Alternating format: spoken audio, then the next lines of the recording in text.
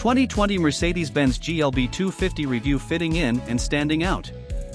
Launching a new SUV these days can often feel like splitting hairs. You might not have seen much white space between the subcompact Mercedes-Benz GLA-Class and the slightly larger but still compact GLC-Class, yet that's exactly where this new GLB-Class SUV intends to exist. But rather than simply being a tweener, a sort of half-step between the GLA and GLC, the GLB has a number of attributes that help it stand out.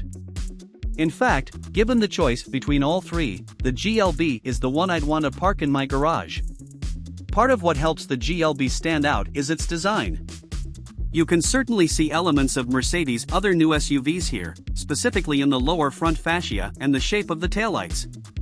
But instead of looking like a hodgepodge of the GLA and GLC or, God forbid, another freaking coupe over the GLB actually sort of resembles Mercedes' older GLK-Class.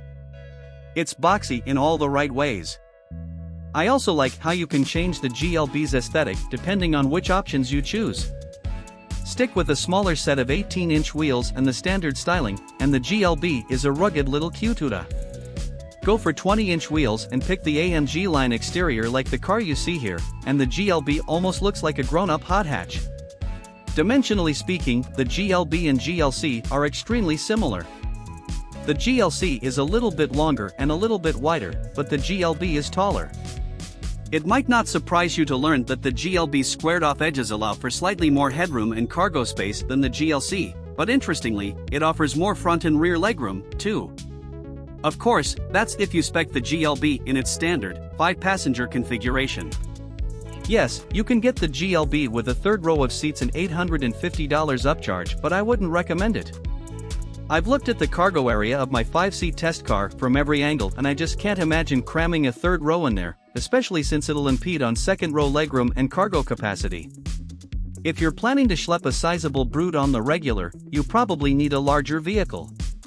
Increased headroom aside, the GLB's upright windshield, high seating position and low beltline do a lot to drive home the overall feeling of spaciousness.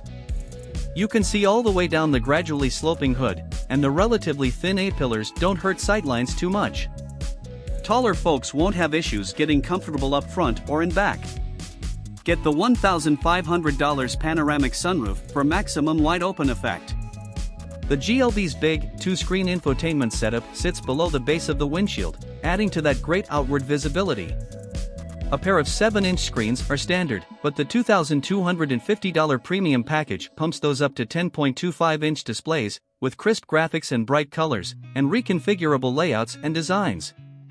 This is the same MBUX multimedia interface you'll find in Mercedes' other new cars. The screens can be operated by touch, thumb pads on the steering wheel, a trackpad on the center console or through the company's natural speech voice commands.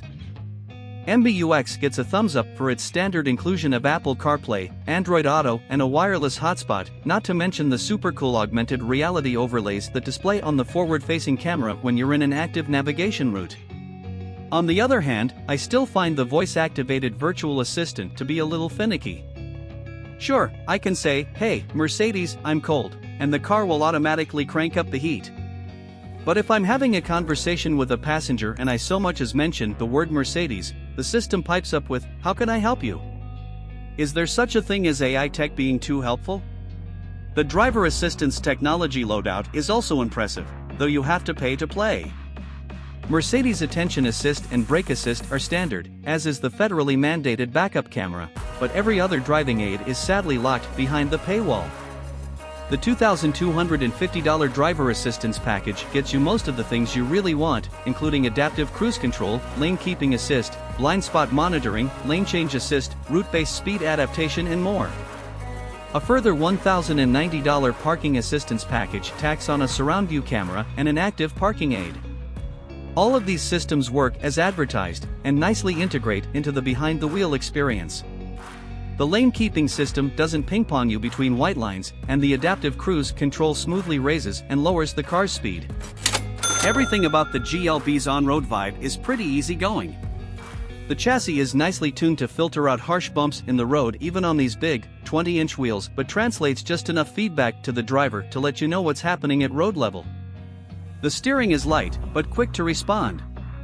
You can switch between comfort, sport and eco driving modes, though aside from some altered transmission shift points, I can't really feel much of a difference.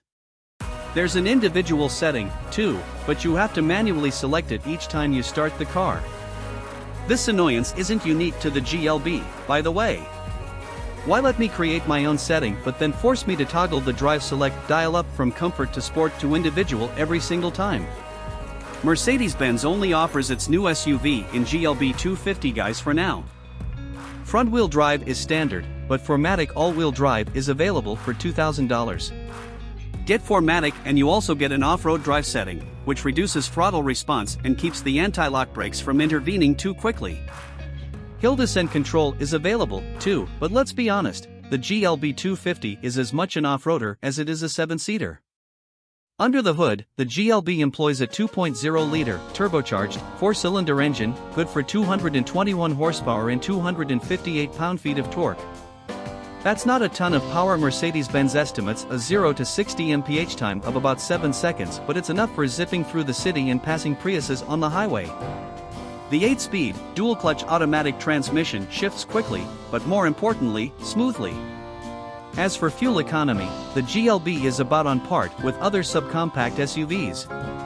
Regardless of drive configuration, you're looking at an EPA estimated 26 miles per gallon combined. Interestingly, the all-wheel drive version is 1 mile per gallon more efficient on the highway cycle, at 31 miles per gallon compared to the FWD's 30 miles per gallon. Even so, during mixed driving, I tend to see numbers closer to the GLB's 23 miles per gallon city rating.